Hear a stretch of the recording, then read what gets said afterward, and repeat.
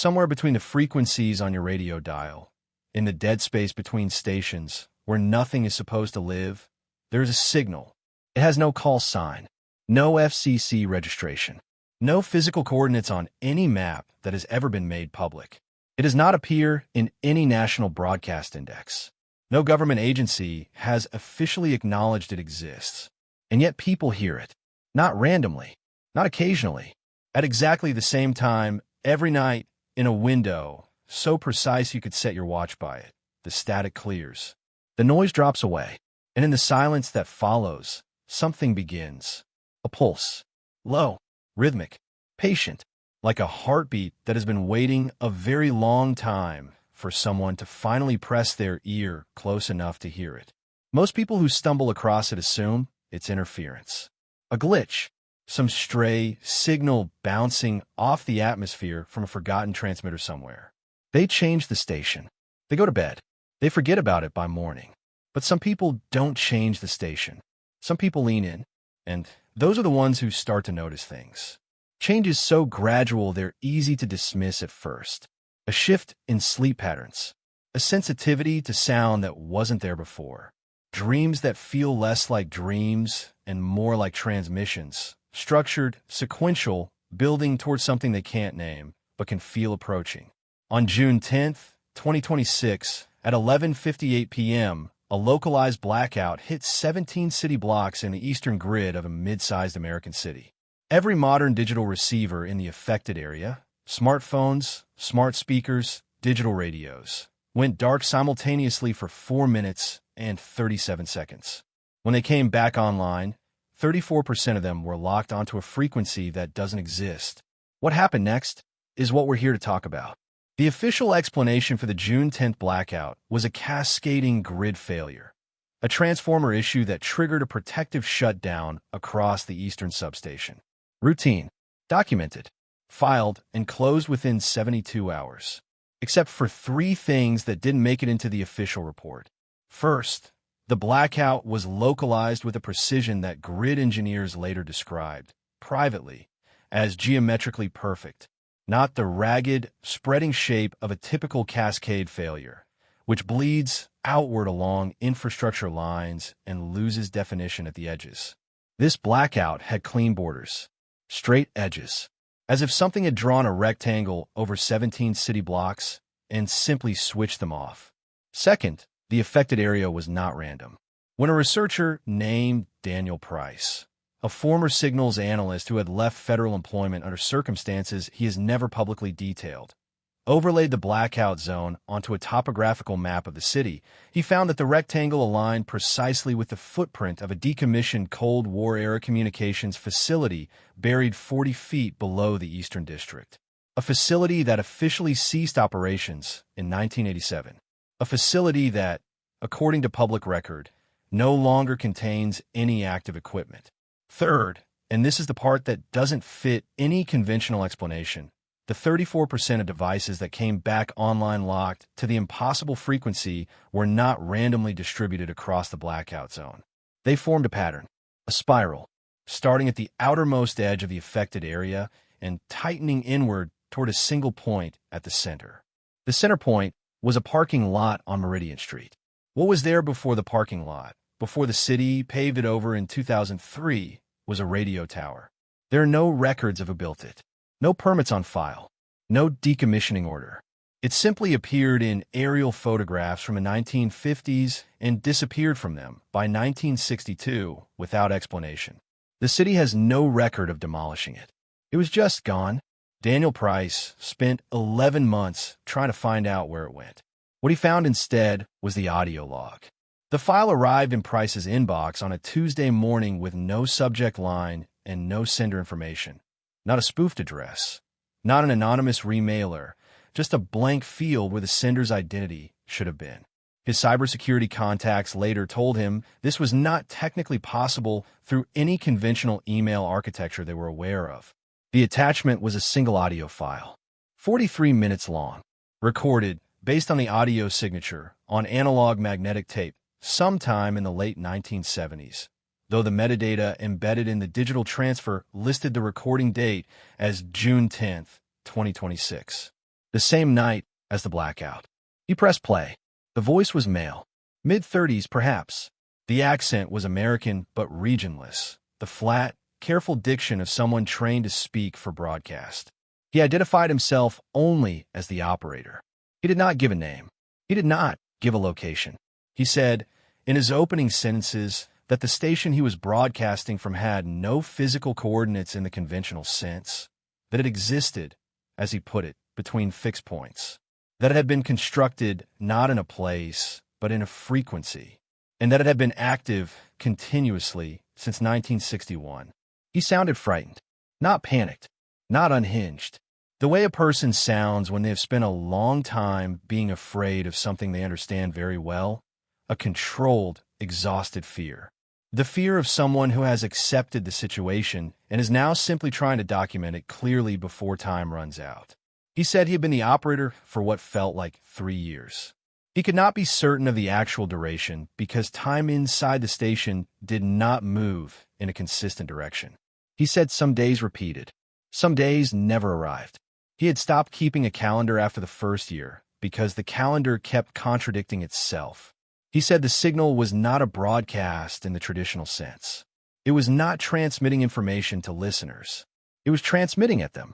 That the pulse, the rhythmic heartbeat-like tone that people heard during the midnight window was not audio. It was a carrier wave, a delivery mechanism, and what it was carrying was not sound. He paused here for a long time. Then he said, "It is rewriting you, slowly, in a way that won't be detectable until the process is complete. And I don't know what you become when it finishes." The recording cut out at exactly the 43-minute mark. Not faded, not deteriorated. Cut, like something had reached over and pressed stop. Price listened to it 4 times in a row before he called anyone. The 5th time he pressed play, the file was empty. 43 minutes of silence, as if the voice had never been there at all. The phenomenon had been documented before Price found it. Not officially, not in any scientific journal or government database, but in the places where people who notice strange things tend to gather. Forums, private message boards, amateur radio communities where the members have been listening long enough to know the difference between interference and intention. The earliest reference anyone had found dated to 1973. A ham radio operator in rural Ohio named Gerald Foss documented, in a handwritten log that his grandson later digitized and posted online, a recurring anomaly he called the quiet hour. Every night between midnight and 12:17 a.m., his equipment would produce what he described as a low, measured tone. Not quite a beep, not quite a hum, but something between the two that seemed to have a biological rhythm. He wrote, "It breathes. That is the only word I have for it." Foss stopped documenting it in November of 1973. His final log entry was 3 words, "I hear it now." He was admitted to a care facility in January of 1974. His family reported that he had stopped sleeping, developed an acute sensitivity to all sound except the pulse, which he claimed to hear continuously, without a receiver, without any equipment, just inside his head, constant, patient, waiting. He died in 1981. The cause of death listed on his certificate was cardiac arrest. His attending physician noted, in a private correspondence that was not made public until the family released it in 2019, that Foss's heart in his final months had developed an irregular rhythm. Not arrhythmic in the clinical sense. Not random. The physician described it as synchronized, as if the organ had been tuned to an external frequency and was now operating on someone else's tempo. Between 1973 and 2026, Price cataloged 47 similar cases. Different countries, different decades, different equipment. All of them described the same midnight window, the same pulse, the same progression, first the hearing of it, then the dreaming, then the sensitivity, then the synchronization. 41 of the 47 were no longer living. Of the 6 who were, none would speak on record. 2 had their contact information removed from every public database Price could find. 1 responded to his inquiry with a single sentence, "Stop listening and do not contact me again." The remaining 3 did not respond at all.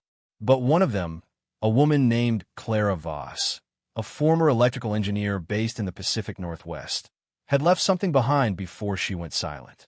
A blog, updated sporadically between 2019 and 2024, and then abandoned without a final post. In her last entry, dated March 3rd, 2024, she wrote something that Price returned to more than anything else in his research. She wrote, "I used to think the signal was calling something toward us. I was wrong. It isn't a beacon pointed outward. It's a door. And whatever is coming isn't coming from out there. It's coming from inside the people who heard it. We are the arrival point. We are where it's been headed all along." Price made the decision to go underground in February. He had located, through a combination of declassified infrastructure documents and lateral research he has declined to fully detail, an access point to the decommissioned facility beneath the Eastern District. Not the official entrance, that had been sealed with concrete in 1989. A secondary shaft, an emergency exit built into the original design that the decommissioning crew had either missed or chosen to leave intact. He went alone. He documented everything on a handheld recorder. The descent took longer than the physical distance should have required. 40 feet should have taken minutes. He recorded himself walking for what his watch told him was 22 minutes before he reached the bottom, a discrepancy he could not account for and did not attempt to explain on the recording. He simply noted it and kept moving. The facility was not empty. That was the first thing he said when he reached the bottom. Not the architecture, not the size, not the smell of the place. Just those 4 words, spoken quietly and with the steadiness of a man working very hard to stay calm. The facility was not empty. The equipment inside was not Cold War-era surplus left behind by a decommissioning crew that ran out of time. It was operating. Racks of analog hardware, transmitters, modulators, signal processors, running warm in the dark, connected to each other by wiring that Price described as unlike any electrical standard he recognized. The insulation on the cables was a material he couldn't identify. The connectors were proprietary. Nothing in any catalog, any schematic, any technical manual he had ever seen. And at the center of the room, connected to everything else by a web of those unidentifiable cables, with a transmitter unlike anything in the public record, roughly the size of a refrigerator. Housing made of a dark metal that didn't reflect his flashlight beam. No manufacturer's plate. No serial number. No identifying marks of any kind. It was running. Whatever it was doing, it had been doing continuously. The equipment showed no signs of dust accumulation on the ventilation surfaces, meaning it had been actively maintained recently by someone. The floor around the central transmitter showed scuff marks. Fresh ones. Price spent 40 minutes in the facility before he heard it. Not through his recorder. Not through any equipment he had brought with him. Inside his head. Low. Rhythmic. Patient. The pulse. He left immediately. Climbed back up the shaft, which took 4 minutes this time, not 22. Emerged into the parking lot on Meridian Street at 3 a.m. and sat on the ground for a long time before he trusted himself to drive. He published his findings the following week. The blog post received moderate traffic for the first 6 hours. Then it disappeared from every search index simultaneously. The hosting platform told him the post had been removed for violating their content policy. They could not specify which policy. They could not produce a human reviewer who had flagged it. The removal had been processed automatically. He re-uploaded it 17 times over the following month. Each version disappeared within hours. The 18th upload is still live as of this recording. We are not linking to it directly. If you want to find it, you know how to look. Clara Voss was right about one thing from the beginning. The signal is not passive. It doesn't simply transmit and dissipate. It interacts. It responds to sustained exposure the way a virus responds to a host. Finding purchase, establishing presence, beginning the slow work of alteration. The biological mechanism, as best as independent researchers have been able to reconstruct it without access to the original equipment or any cooperating institution, operates through the auditory pathway, but does not stop there. The carrier wave, the pulse, resonates at a frequency that human tissue absorbs at the cellular level, not damaging the way harmful radiation damages. More precise than that, more deliberate. It targets specific sequences, The dreams are the first sign because the brain is the first organ to respond. The most sensitive, the most plastic, the most willing to be reshaped. The dreams are not random. They are consistent, progressive. They build night after night toward a coherent architecture, a structure that feels less like imagination and more like memory. Memory of something that has not happened yet. The sleep disruption follows because the brain, once it begins receiving the signal internally, does not fully disengage during waking hours. The boundary between broadcast and silence starts to dissolve. The pulse becomes ambient, background, present.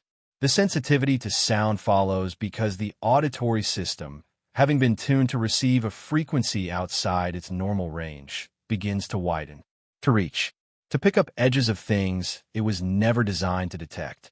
And then, in the cases that have progressed furthest, the synchronization, the heart, the most rhythmic organ in the human body, the one that, given a consistent enough external tempo, will begin to entrain, to align its own beat to the dominant frequency in its environment. This is not a metaphor. It is a documented physiological phenomenon called cardiac entrainment, and it is the reason certain types of music affect heart rate, why the rhythm of a room full of people will gradually synchronize their breathing, why a metronome placed near a sleeping person will gently pull their sleep cycles toward its beat. The pulse is a metronome, and it is very, very patient. What happens after full synchronization? What the signal is ultimately building toward inside the bodies of the people who have heard it long enough is the part that no one has documented from the other side, because no one who has reached that point has come back to describe it.